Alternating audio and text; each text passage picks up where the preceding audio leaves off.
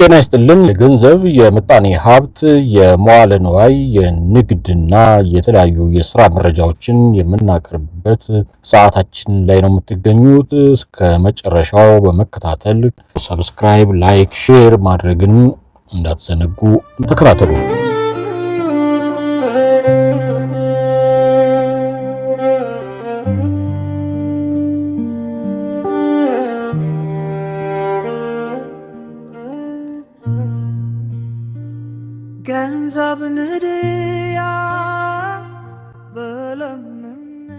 ኢትዮጵያ ውስጥ የወርቅ ማውጣት ቢዝነስ ቢጀመርባቸው የሚያዋጡ ከፍተኛ የወርቅ ክምችት ያለባቸው 3 ዋና ዋና ቦታዎች።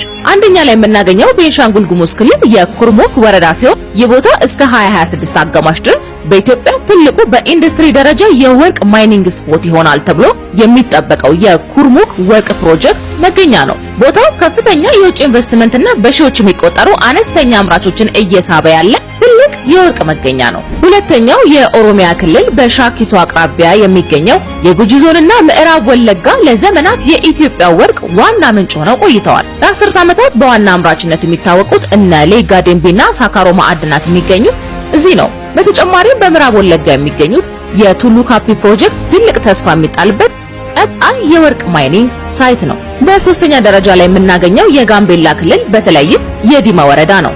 ይህ አካባቢ ባልተነካ ከፍተኛ የወርቅ ክምችት የሚታወቅ ሲሆን በቅርብ ዓመታት በዘመናዊ መሳሪያዎች የታገዘ ምርት በከፍተኛ ሁኔታ እየተስፋፋበት ይገኛል። ዲማ በድንበር አካባቢ ያለው መልክዓ ምድራዊ አቀማመጥ ለወርቅ ማዕድን ኢንቨስትመንት ተመራጭ ያደርገዋል።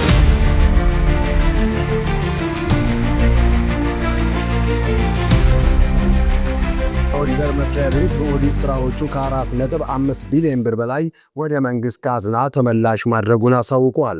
ገንዘቡ የተመለሰው ከ2010 እስከ 2016 ባሉ 7 የበጀት ዓመታት መሆኑን የጠቀሰው ተቋሙ በዚህ ጊዜ ውስጥ ከ4.5 ቢሊዮን ብር በላይ ተመላሽ ማድረጉንና በየዓመቱ በአማካይ ከ653 ሚሊዮን ብር በላይ ወደ መንግስት ካዝና ተመላሽ ማድረጉን ገልጿል።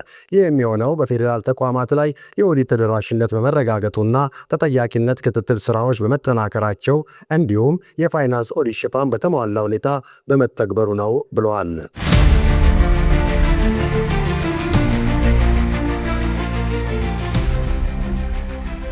የኢትዮጵያ ስታቲስቲክስ አገልግሎት የኢኮኖሚ ድርጅቶች ቆጠራ መረጃ ሰብሳቢዎች፣ ተቆጣጣሪዎችና ስታቲስቲሻን መረጃዎችን የማሰባሰብ ስራ በማጠናቀቅ የሚላኩ እርማቶችን ወስደውና አስተካክለው እስከ መጋቢት 30 ቀን 2018 ዓ.ም በእጃቸው ያለውን ንብረት እንዲያስረክቡ አሳስበዋል።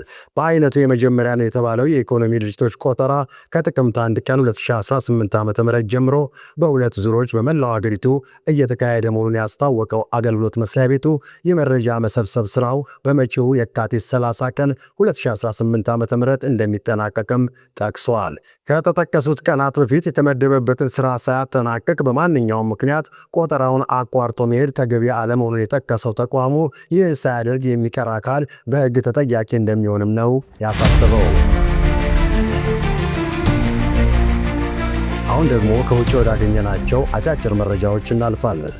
የአሜሪካና ኢኳዶር የጸጥታ ኃይሎች በጋራ በመሆን ጸረ አደንዛዥ እጽ ዝውውር ዘመቻ መጀመራቸውን አሳውቀዋል።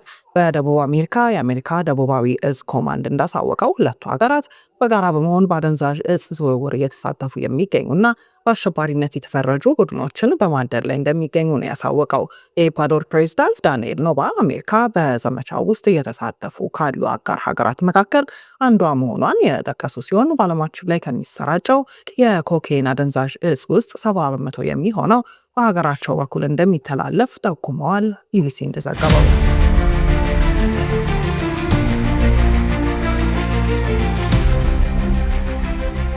ዩክሬን የአውሮፓ ህብረት ልዑክ የሩሲያን የነዳጅ ማስተላለፊያ መስመር እንዳይመረመር ማቀዷ ተሰምቷል።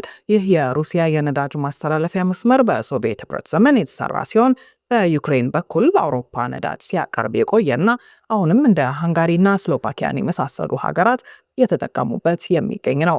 ሃንጋሪና ስሎቫኪያ ዩክሬን ሆን ብላ ነዳጅ ወደ እነሱ እንዳይደርስ እያደረገች ነው በሚል ቢከሱም ኪየቭ ግን የነዳጅ ማስተላለፊያ ቱቦ ወይም መስመሩ ለጦርነት ጉዳት ደርሶበታል ስትል ቆይታለች።